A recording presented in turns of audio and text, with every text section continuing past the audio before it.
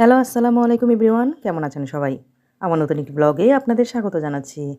আজকে আমি আপনাদের তৈরি করে দেখাবো অত্যন্ত ভিন্নধর্মী ইউনিক একটি রেসিপি, যেটি খেলে আপনি বলতেই পারবেন না আসলে এটা কী দিয়ে তৈরি। অত্যন্ত সুস্বাদু মজাদার এই রেসিপিটি আজকে আমি আপনাদেরকে বানিয়ে দেখাবো। বানানোর পর বুঝতে পারবেন আসলে আমি কী দিয়ে বানিয়েছি। খেয়ে হয়তোবা বুঝতে পারবেন শেষের দিকে, কিন্তু দেখে কেউ বুঝতেই পারবে না। তো চলুন শুরু করা যাক আজকের রেসিপি।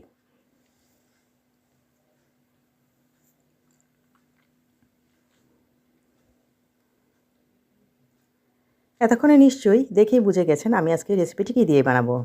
আজকে আমি রেসিপিটি মূলো দিয়ে বানাবো। আজকে আমি তৈরি করব মূলোর মোরব্বা। এজন্য এখানে নিয়ে নিয়েছি বড় সাইজের মূলো।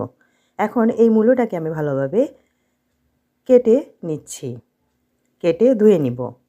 দেখতে পাচ্ছেন আমি কিভাবে কেটেছি। মাঝখানে ফালি করে তারপরে টুকরো করে নিয়েছি। এখন এই টুকরোগুলোকে আমি একটি কাঁটা চামচের সাহায্যে মূলোর গায়ে খাঁজ কেটে নিচ্ছি। দেখতে পাচ্ছেন আমি কিভাবে করছি। ভিডিওটা দেখে আশা করি আপনারা বুঝতে পারছেন। এভাবে আমি প্রত্যেকটি মূলকেই খাঁজ কেটে নেব। এতে ভিতরে দুধের রসটা ঢুকতে সুবিধা হবে।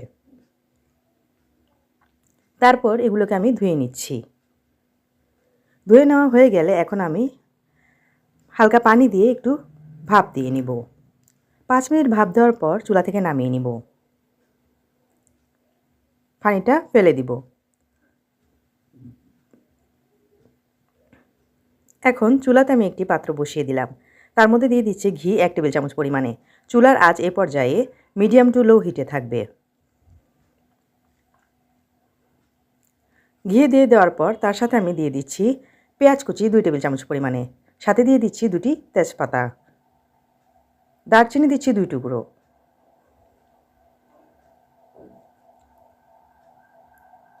দিয়ে দিচ্ছি 3-4টি এলাচ।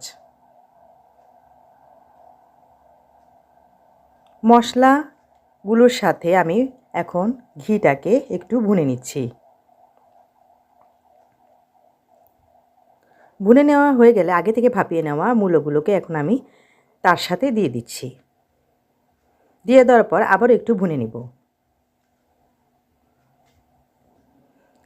ভুনে নেওয়া হয়ে গেলে এ পর্যায়ে আমি দিয়ে দিচ্ছি আগে থেকে তৈরি করে রাখা লিকুইড দুধ 2 কাপ পরিমাণে।